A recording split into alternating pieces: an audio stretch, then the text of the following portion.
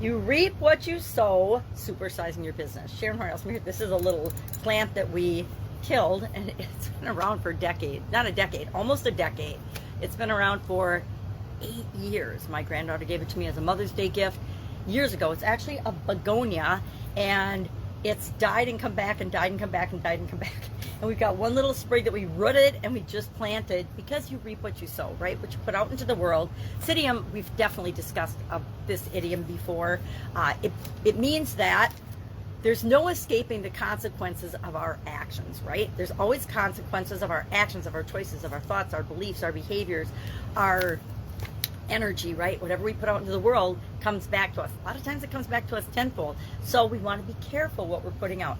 I love this idea and thought and belief, and I use it. I don't usually say you reap what you sow. I think it's a more old-fashioned. It's a proverb, of course, and it comes from it's actually in the Bible. It's in the King James Bible. It's been around for centuries, and so it's ingrained in our being. I think it speaks to the law of karma, which is a universal law.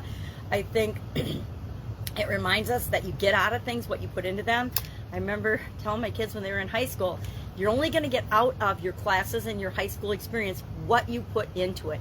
I don't know, I remember thinking that when I was in high school. It's like, I can have this be a great experience or a bad experience based on other people's high school experiences, or I can create whatever it is I want in this situation by what I put into it. The time, the energy, the effort, the thoughts, the feelings, and the beliefs, and what I bring will determine what I get out of that experience. And I learned that, you know, any class, you can put forth as much effort as you want. Same thing in college, same thing in any job or anything that we do, any endeavor.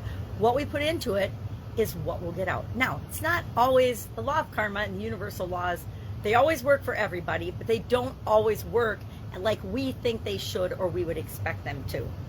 But bottom line is, each and every one of us, we can do things, we can think things, we can believe things, but none of us can escape ourselves. None of us can escape the things that we do, the things that we say, and the consequences of those things. And that's especially true when we're growing and building and supersizing our business, right?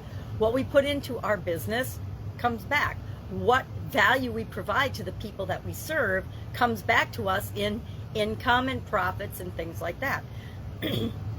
So I would love to know your experience with this particular idiom, you reap what you sow. Again, I'm not necessarily a reap what you sow type person. I don't know how many times I've probably used this idiom in my life. I'm sure a few, but not as many as I probably could have, because I like other versions of it better. Love to know your favorite version of it. I like you get what you expect. We're all personally responsible for our behaviors and our actions, whether we believe it or not, we are. And even if we don't answer in this life, I believe that we will answer for everything, all of our experiences, all of our lessons learned, all of our behaviors, the good, the bad, and the ugly, meaning the good, the bad, and the things that we wish we wouldn't have done or said, because we all have those, right? I was kind of snotty back in high school, right? I definitely wasn't a great manager when I was the editor of our paper. I was thinking about that this morning. I'm like, whatever made me think that that was a good management style? I don't know. And I learned a lot in college and through different experiences, and that's what we're here for, right? We're supposed to experience things and become an ever-increasing better version of ourselves. And that's how we create the businesses and the lives that we want, is by growing and learning.